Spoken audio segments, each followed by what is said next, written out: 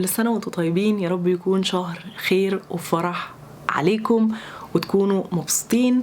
والنهاردة أول حلقة في بودكاست. أنا فكرت البودكاست ده هيكون قليل فيه قوي المونتاج. عايزة الكلام يطلع على طبيعته أكتر وكأني بتناقش معاكم في حاجة. أتمنى أن انتوا تتقبلوا مني الكلام، وأنا بعرض بس فكري وبناقشكم، لكن أنا مش عايزة أي حد يلتزم باللي أنا بقوله. أنا بس بعبر عن نفسي وعايزاكم تعبروا عن نفسكم كمان. المواضيع تقيلة شوية أنا عارفة، والكلام فيها حساس، ولكن أنا هحاول أن أنا أنقي ألفاظي، هحاول أن أنا ما اجرحش حد وانا بتكلم، وهحاول ان انا ما اجرحش حاجه كمان، يعني حاجه الناس بتشوفها بصوره معينه يعني. فان شاء الله البودكاست ده يكون خفيف عليكم ومفيد في نفس الوقت. فانا هحكي لكم تجارب، هحكي لكم مواقف انا مريت بيها. والنهارده اول حلقه هنتكلم عن الشكل الخارجي سواء للولد او البنت. ممكن الموضوع يروح شوية للبنت عشان الموضوع فيه البنت اكتر يعني، بس هو الولد والبنت. انا مقتنعة ان احنا دلوقتي في زمن اكتر زمن بيحكم بالشكل، يعني بالمظاهر، بالشكل الخارجي. لما نشوف حد لابس لبس غالي، وواحدة مثلا حاطة ميك اب وعاملة شعرها، وحتى انا في الفيديو النهاردة اتعمدت ان انا الم شعري وامسح كل حاجة من على وشي. انا كنت بصور فيديو قبل ده وكنت حاطة ميك اب، اتعمدت ان انا اشيله وتشوفوني بشكلي الطبيعي. دايما نحكم عليها اللي هي خلاص دي كده زي ما بنقول احنا يعني بنت ناس ومعاها فلوس واكيد مثقفة واكيد متعلمة، مش عارفة تعليم ايه. ومش بالشرط ابدا ان انتوا عشان شفتوا واحدة بهذا الشكل ان هي تكون عندها الفكر اللي في دماغكم، او العكس. ممكن يكون حد لابس لبس بسيط، مش حاطة ميك اب، لابسة لبس عادي جدا، وتتكلمي معاها تلاقي وعيها في السما. انا اسفة، انا عندي برد شوية فهتلاقوا انا اسفة هتلاقوني بكح كتير. احنا بنحكم بالمظاهر للأسف، وده خلى فيه ضغوط على الناس، الولاد والبنات. حتى في الأزمنة اللي قبل كده في معايير للجمال، وكل بلد ليها معايير غير التانية. طب المعايير دي عبارة عن ايه؟ مين اللي خلقها أول مرة؟ مين اللي اخترعها أول مرة؟ مين اللي قال إن الناس اللي بشرتهم فاتحة أحلى من الناس اللي بشرتها سمرة؟ يعني هل هو واحد كان معتقد ان الناس اللي بشرتها فاتحة احلى من الناس اللي بشرتها سمرة، وهو قال الفكرة والناس عجبتها مثلا، فالناس كلها بقت شايفة ان الناس اللي بشرتها فاتحة احلى من الناس اللي بشرتها سمرة؟ مين اللي قال ان العين الواسعة احلى من العين الضيقة؟ والمشكلة ان المعايير دي، معايير الجمال، بتختلف من بلد لتانية. يعني مش كل البلاد عندها نفس معايير الجمال. فمادام هي حاجة من صنع البشر، إذن هي ملهاش أساس حقيقي. لكن احنا لما بنعتمد على حاجة بنعتمد على ربنا. هل ربنا خلق ناس وحشة وناس حلوة؟ ولا احنا اصلا كلنا نفس الخلق؟ يعني انا لما باجي اشوف حد والله بشوفنا كلنا نفس الشكل، كلنا جمال، كلنا نفس الشكل، كلنا عندنا عينين ومناخير وبق وشعر وجسم وايدين ورجلين. في ناس طويلة، ناس قصيرة، ناس وزنها يعني أعلى، ناس وزنها أخف، في ناس فاتحة، ناس سمرة، ناس شعرها قصير، ناس شعرها ستريت، ناس شعرها كيرلي. لكن في الآخر إحنا كلنا نفس الخلق، كلنا شكلنا إنسان. يعني أنا أفتكر وأنا أصغر شوية، أحكي لكم بقى قصصي العجيبة المريبة. كنت معجبة بولد وأنا في المدرسة، كانوا كل صحابي بلا استثناء ولاد وبنات يقولوا لي انتي معجبة بايه؟ فين؟ شايفة ايه؟ بجد والله شايفة ايه؟ اقول لهم يا جماعة انا شايفاه جميل ماله ولد يعني ماله انتوا شايفين شيء. انا اللي كنت مستغربه هما ازاي مش شايفينه امور، هو انا عيني فيها حاجه ولا ايه؟ وبعدين بقى ايه نيجي لقصه ايه، ان الناس بتقول مرايه الحب عم، يعني انت لو معجب بواحد فانت هتشوفه امور عشان انت معجب بيه. لا، هو الحقيقه ان مش كل الناس هتشوف اللي انت شايفه اصلا. يعني انا بشوف ان احنا مش بنتشاف على حقيقتنا، احنا بنتشاف بنظرة الناس لينا. يعني انا شايفة الناس بدماغي بعقلي مش بعناية، والناس كلها كده. انت شايف الناس بعقلك مش بعينك، والحاجة دي انا دورت فيها كتير جدا جدا. يعني فكرة ان الناس بتشوف الناس بعقلها، احنا عشان في بارادايم اللي هو ما هو ملوش كلمة بالعربي، هو اسمه كده، اللي هو زي ايه، زي نمط اتحفر في عقلنا عن الناس اللي شكلها حلو. فانت لوحدك اول ما بتشوف حد في الشكل ده اللي هو ترسخ في دماغك ان هو ده الشكل الجميل او هو ده الجمال او هي دي دلالة الجمال، انت بتشوفه جميل. فانت مش شايف شكله الحقيقي، انت شايفه في فكرك، انت شايف الفكرة اللي في دماغك. وهكذا. انا ما بشوفش الناس كده، انا بشوف الناس كلها نفس الشكل، الناس كلها عندها نفس التكوين، ولكن الملامح مختلفة. هل ده معناه ان حد وحش وحد حلو، او حد يعني الملامح دي احلى من الملامح دي، او ملامح العرق ده احسن من ملامح العرق ده؟ انا بشوف انه لا، انا بشوف ان الناس كلها خلقهم ربنا، والناس كلهم ربنا خلقهم حلوين. يعني ربنا ما خلقش حاجة غلط، ما خلقش حاجة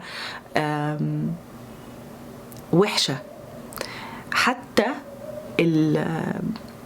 الحشرات اللي احنا مثلا ممكن نشوفها ونخاف ونقرف، احنا لو تأملناها هنلاقي، يعني هنقول سبحان الله، من كتر ما في تفاصيل وحاجات انت عقلك ما يستوعبهاش.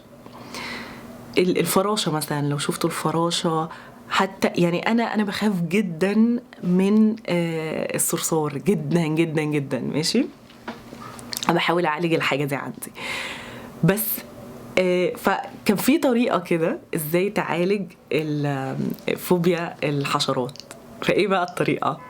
حاجة نفسية يعني، ان انت تقعد تشوف صور للحاجة دي عشان ما تخافش منها. تمام. فانا قلت لا خلاص بقى لازم اخف ومش عارفه ايه. فقلت انا اقعد اشوف صور بقى عشان عشان ما اشوفه في الحقيقة ما اخافش. والله لسه لحد دلوقتي بشوف في الحقيقة بخاف. ماشي، بس مش هي دي الفكرة. الفكرة ان انا لما بصيت على الصور طبعا كنت خايفة وقرفانة، وبعدين بقى قلت هو الصور قدامي، الصور متكبرة كده. اما بصيت بنظرة اخرى قلت يا سبحان الله، بصي ربنا خالق مش عارفة العين عاملة ازاي والجناح عامل ازاي والرجل عاملة ازاي. استغربت، انا نفسي استغربت، دي حشرة، يعني المفروض دي حاجة احنا قرفانين منها وبتاع ومش عارفة ايه. وطبعا ده فكر برضو جوه دماغنا يعني. فما بالكوا بقى ان ربنا خلق الانسان في احسن تقويم، في احسن صورتنا دي احسن صورة خلقها ربنا. فاحنا ازاي شايفين ناس ما بيننا من بقى اللي هم خلقهم ربنا دول، شايفينهم وحشين او قلنا عليهم وحشين عشان هم ليهم لون معين او ملامح معينة او شكل مناخير معين، شكل بق معين، شكل ملامح عين مثلا، حواجبهم ليها شكل معين، او طولهم او لونهم او كده. ازاي احنا جت في دماغنا؟ يعني مين الجاحد؟ انا عايز اعرف مين الجاحد الاولاني خالص اللي حط المعايير العجيبة دي. المشكلة بقى ان الناس مصدقة، يعني مصدقة الكلام ده، وبالذات البنات بقى بيتحط عليها ضغط، لان احنا دايما احنا شايفين البنت جسد بس، فانتي لازم تبقي كاملة المعالم من الجسد، لازم تكوني في احسن شكل في الجسد. والفكرة بقى ان المعايير دي اللي هي اصلا وهم، يعني المعايير دي مختلفة. ما بين الناس وما بين بعضها. فالبنت تتخن، وده حصل معايا، البنت تتخن يقولها لا تخنتي، شكلك مش متناسق. البنت ترفع، لا بس وشك خس قوي. والله العظيم دي اتقالت لي، انا خسيت. لما خسيت قالوا لي لا بس وشك خس قوي، وشك احلى وانت تخينه. طب تخنت، انا تخنت دلوقتي تاني. لا بس جسمك باظ. يا نهار اسود. استغفر الله. اللي هو يا جماعه طب ايه يعني، عايزين ايه انتوا؟ انا اصلا مش بتخن واخس عشان حد، انا في حياتي عادي يعني. مثلا يجي لي فتره ابقى حابه الاكل وباكل تكاوي كتير ومش عارفه ايه واخرف في الاكل فبتخن، او العكس فبخس. فاللي هو يا جماعه بقى انتوا مش عاجبكم حاجه. خدوا بقى المثال ده على كل حاجه. البنت تطول شعرها، بس الشعر الطويل مش ماشي على وشك. بنت تقصر شعرها، ليه حرام قصتيه، انتي مش عارفه ايه ده، الناس بتتمنى الشعر الطويل. البنت تحط ميك اب، لا بس حاطه ميك اب وشكلك مش على طبيعته. البنت ما تحطش ميك اب، يقولوا لها لا بس عندك ديفوهات في بشرتك عايزه تتدارى. طب انتوا عايزين ايه؟ فبقى في ضغط على البنات بشكل مش طبيعي، وده ان دل على حاجه يدل على ان الناس او الفكر الجمعي او فكر المجتمع او فكر العالم كله شايف الست جسد بس. انتي عبارة عن جسد، فلازم الجسد ده يكون في احسن حالة، اللي احنا بالنسبة لنا احنا اللي قررنا ان هي دي احسن حالة، فلازم تكوني عليها عشان يكون ليكي قيمة.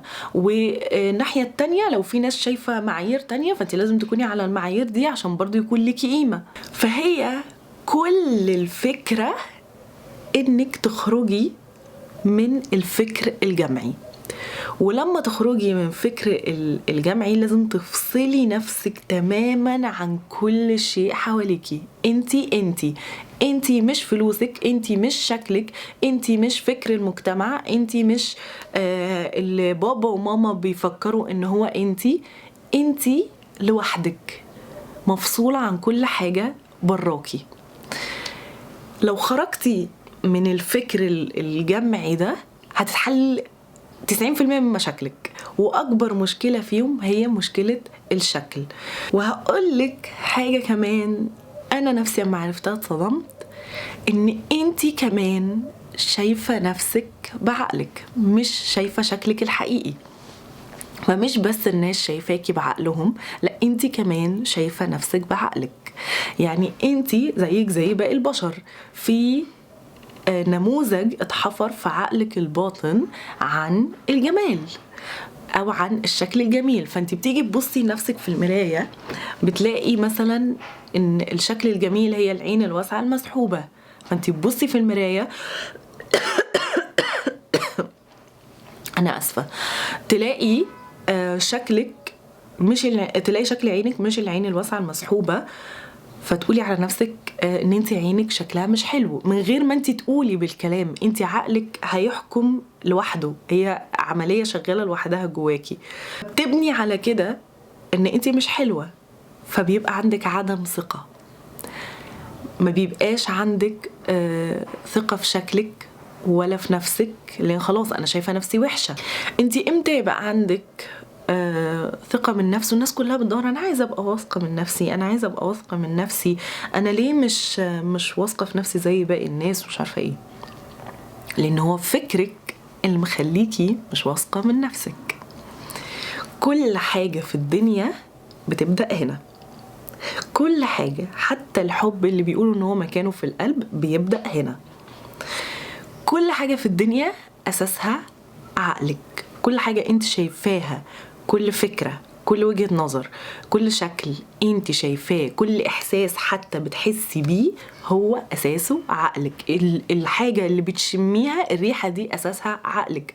عقلك اللي شايف، وعقلك اللي سامع، وعقلك اللي شامم، وعقلك اللي حاسس، لانه عقلك اللي بيدي اشارة لكل ده. انا بحاول انقي كلامي.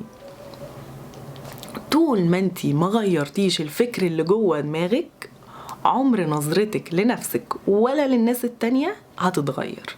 هتفضلي شايفة المعايير معايير الجمال اللي الناس حطتها هي اللي حلوة، ولو انتي فيكي حاجة مش على المعايير دي فإذا انتي مش حلوة. وده يوصلنا لإيه؟ يوصلنا لهوس الجمال. هوس الجمال مش معناه ان انتي تحطي ميك اب شوية ولا ان انتي تلبسي لبس مختلف شوية.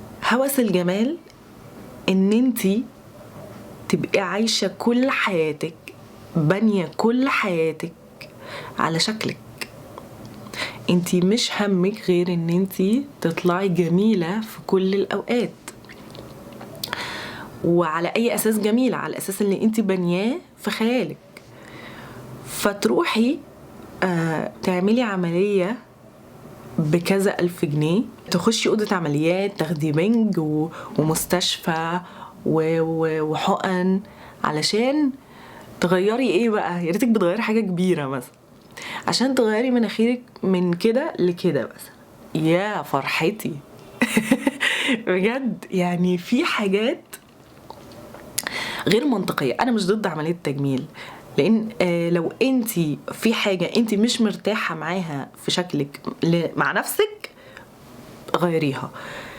لكن فكرة ان انا بغير علشان هي الموضة المناخير الصغيرة وبعدين تطلع الموضة المناخير الكبيرة فكلنا نروح نكبر مناخيرنا، ليه؟ بجد مفيش تعبير اقدر اعبر بيه اكتر من كده. ممكن نعمل موضة، هي مثلا يطلع لبس موضة نلبسه لو هو حاجة مناسبة لنا واحنا شايفين ان احنا شكلنا حلو فيها. ولو حاجة لبس موضة ومش شكلك ماشي فيها ما تلبسيهاش. لون روج مثلا. لكن ان انتي تروحي تغيري حاجة في جسمك عشان هي موضة، مش عشان هي حتى مؤرقاكي عشان هي عامله لك أرق نفسي، لا، انتي عشان هي موضة. هل ده طبيعي؟ هل ده اتزان نفسي؟ هل ده هيوصلك لوعي أكبر؟ لا، للأسف لا. أكتر وقت الناس دعمتني فيه على اليوتيوب وقت ما كنت عاملة الحدث، وقت ما كان شكلي حرفيا بقى أنا شكلي اتشوه من حادثة، يعني ده شكل الطبيعي كان متشوه من الحادثة. أكتر وقت الناس حبتني فيه الوقت اللي أنا أصلا ما كنتش أقدر أغسل وشي فيه. أنا حرفيا ما كنتش بغسل وشي، بس شافتني في أسوأ حالاتي وحبتني. فاللي هيحبك أيا كان شكلك، أيا كان طريقتك، أيا كانت ملامحك، مش هيستنى إن أنت تغير حاجة في شكلك. وهحكي لكم حاجة حصلت لي. كان في ولد والله كان هو اللي معجب بيا، مش انا اللي معجبه بيه، مش عارفه جاب الجراءه منين يقول لي كده يعني. فكنا بنتكلم فقال لي بصي يا نوران انتي كل جميله بس انتي محتاجه شويه تعديلات كده. هو قال شويه تعديلات كده عارفين، وانا اللمض نورت لي كده فوق. انا اصلا كنتش معجبه بيه بس مش هي دي المشكله يعني، اللي هو كنا بنتكلم. دي يا جماعه مش ريد فلاجز دي مصيبة. لأن ولا من حق واحد يغير في شكلك، ولا من حق واحدة تغير في شكلك، ولا حتى في قصة شعركم. محدش من حقه ان هو يغير في شكل التاني، ولا في اي حاجة في التاني، ولا في شكله، ولا في معتقداته، ولا في طريقته، ولا في اسلوبه. اللي يحب حد يحبه زي ما هو. في حاجة مش عاجباك فيه اذا ما تحبوش، لما حدش جبرك. صح ان انا مش ضد عمليات التجميل، بس انا بالنسبة لي دي حاجة كبيرة.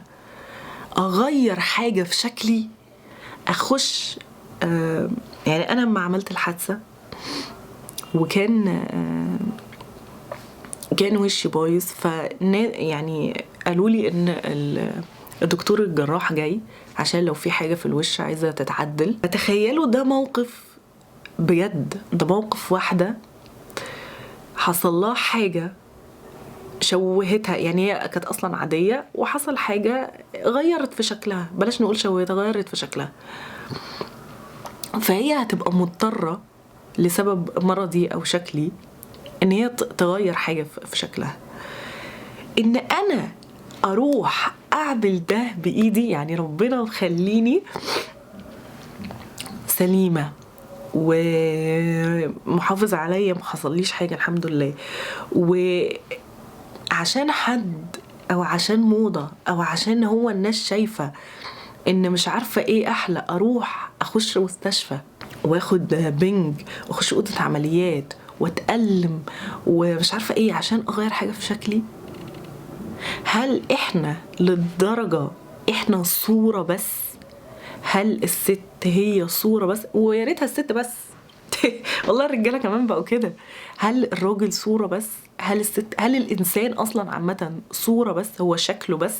وخليني أقول لكم نقطة واحدة بس وصلت لها وأنا بتدرج في الوعي، في رحلة بحثي عن الوعي. عرفت حاجة حرفيا غيرت وجهة نظري عن فكرة الثقة بالنفس دي. أصلا لو حصل أي حاجة في الدنيا، أي حاجة أيا كانت، لو كل الناس ضدي، لو كل حاجة برايا غلط، أنا هفضل معايا.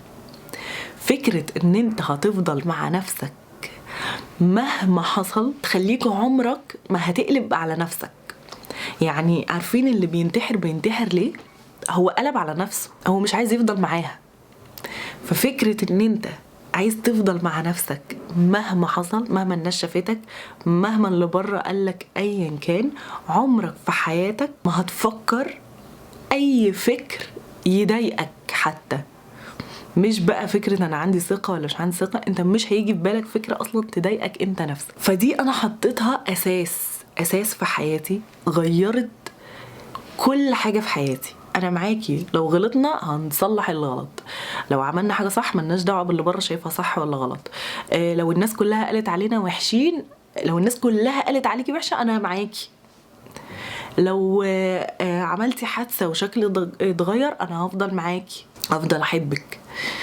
الفكرة دي خليك تقعد مع نفسك 500 سنة ما تشوفش حد غيرك وما تزهقش وما تزعلش وما تتعبش. الفكرة دي كانت صادمة بالنسبة لي، فكرة ان انا معايا مهما حصل، مهما عملت انا هفضل معايا، عمري ما هقلب على نفسي. الجملة دي لو تعمقتوا فيها هتشوفوا نفسكوا والناس والحياة وكل حاجة في الحياة بمنظور تاني تماما. فانت تقول لنفسك انا معاكي، هفهمك وهسامحك وهدعمك مهما كانت الظروف. الثقة ما بقتش حاجة بقى بتاخدها او حاجة انت بتنميها، هي بقت جوه انت بتطلعها.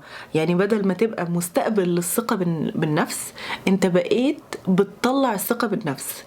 يعني بدل ما انت مستني الناس تقولك كلمة او تمدحك او تقولك اللي انت بتعمله صح او غلط، بدل ما هتكون مستني علامة، بدل ما هتكون مستني اي حاجة من الخارج، انت هتكون الثقة اصلا جواك وانت اللي هتطلعها للناس، مش العكس. هتكون انت اللي بتنتج الثقة مش انت اللي بتستقبلها. دي لوحدها خلت دماغي تعمل، عارفين اللي هو الانفجار ده، صورة الانفجار دي اللي دماغي تنفجر لوحدها. لان انتوا اول ما تغيروا الفكرة دي هتلاقوا كأن الحاجات كانت كده وافكاركم كده تلاقوها قلبت كده، تفهموش ازاي. هتخلي اي حاجة تقابلوها، يعني مثلا قابلتوا حد قال لكم لا بس لبسك وحش النهارده، لا بس الطقم مش ماشي عليكي، لا بس لون الشعر مش ماشي على بشرتك، لا بس لون الروج مش حلو، لا بس مش عارفه ايه. هتخلي اي حد يقول لكم اي حاجه على شكلكم لوحدكم كده تفهموا ان دي وجهه نظره، دي عقليته للي انتوا عاملينه او لشكلكم، مش حقيقتكم. هتخليكوا تشوفوا ان كل اللي براكوا ده وجهه نظر، هو اراء الناس، والناس حره في ارائها، بس انت حر إذا لم تضر. يعني ما تروحش تضرب حد وتقول أنا حرة، ما تروحش تشتم حد وتقول أنا حرة. لكن أنا مش بتكلم على فكرة ضرب وشتيمة وأذى. فكل حاجة بتبدأ جواك، الثقة بتبدأ جواك، الأمان بيبدأ جواك، الحب بيبدأ جواك. ولكن هي الفكرة عايزهم يبدأوا جواك. غير طريقة فكرك، مش غير معايير المجتمع، سيبه مع معاييره الجملة دي، سيبه مع معاييره. لأن في الآخر هي حرية الناس كمان، الناس حرة في طريقة تفكيرها، لكن الناس مش حرة تفرض طريقة تفكيرها عليك.